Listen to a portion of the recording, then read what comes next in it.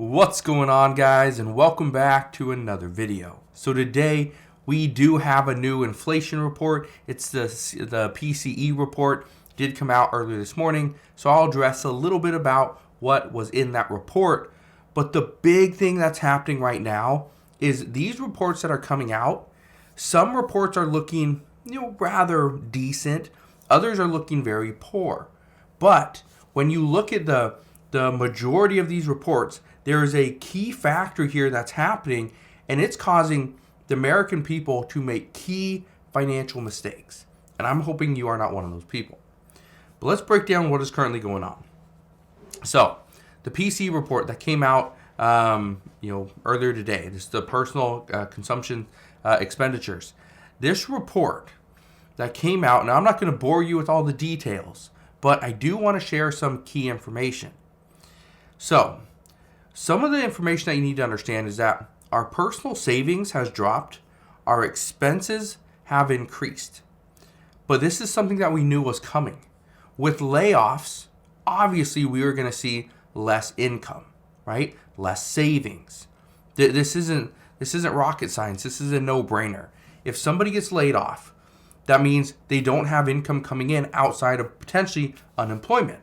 So they're going to have less income. If you have less income, you usually spend less, or you attempt to spend less, which also means your savings is probably the first thing that is going to take a hit.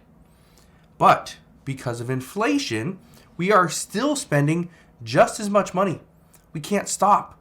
We still have to pay for our home, for our cars, right? For food, for medications, for utilities, and the list goes on and on. Now, we also continue to see, and this is where people are making this key financial mistake, is we continue to see monthly upward revisions. And these are happening time and time again.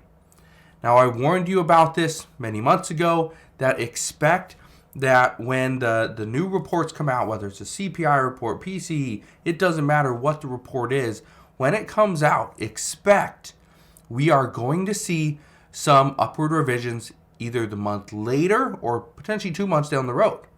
Well, that's exactly what's happening. That's what we are seeing now. Reports come out, they say one thing, but then economists come out and adjust the numbers, a month later. And those numbers show that things are actually worse off than we thought. For example, let's talk about core. So core for this month shows year over year at 4.7%, right?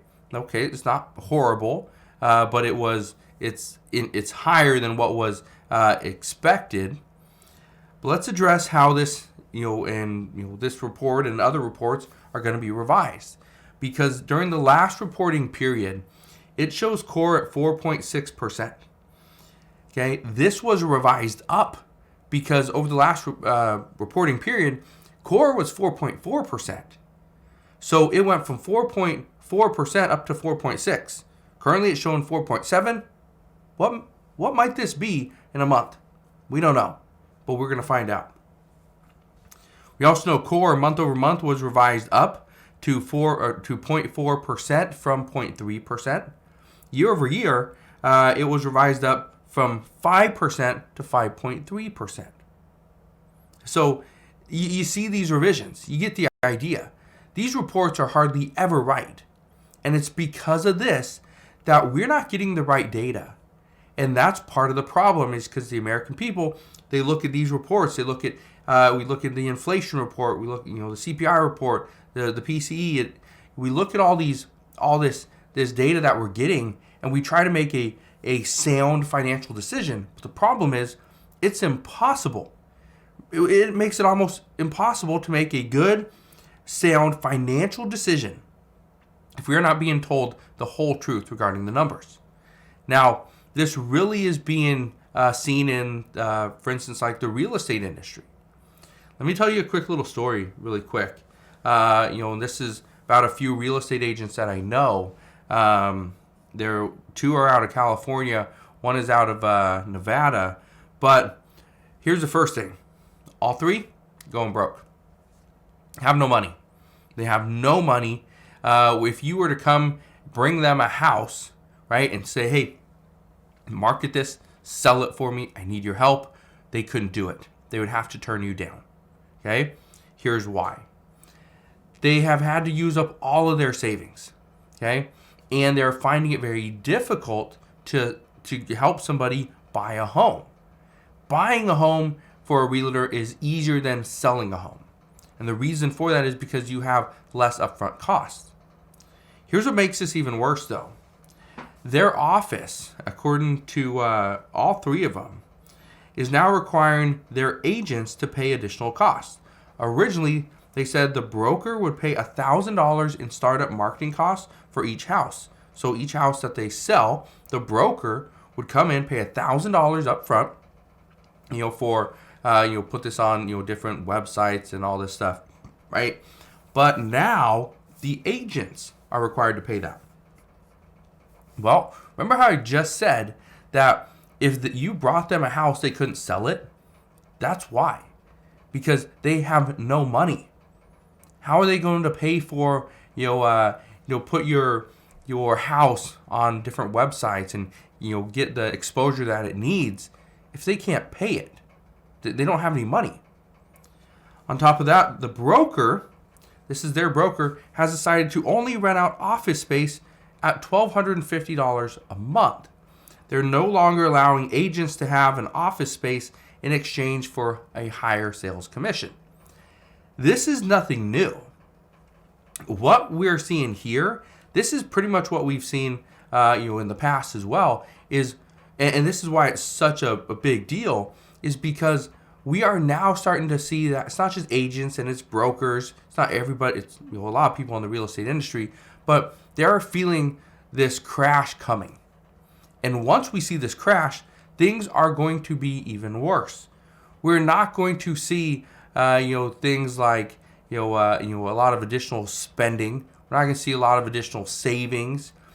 But one of the biggest financial mistakes I see people making is they look at all these reports and all the headline numbers, and they see on, Fox News or CNN or, Bloomberg that, mortgage rates are going down, right? The cost of lumber is going down. Well, the cost of lumber goes down. Well, obviously that means that we need to go buy a home, right? Because building a home is much less expensive.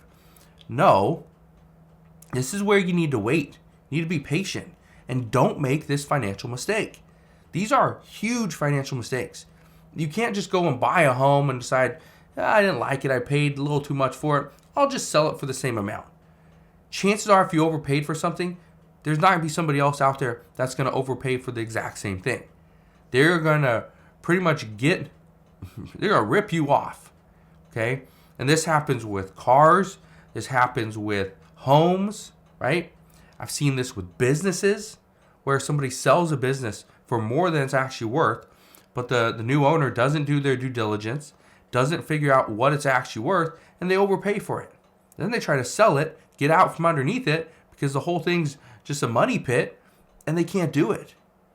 This is why I tell you, and this is why I come on multiple times a day and let you know what's going on here in our economy, is because what we're being told and what we're seeing firsthand is different.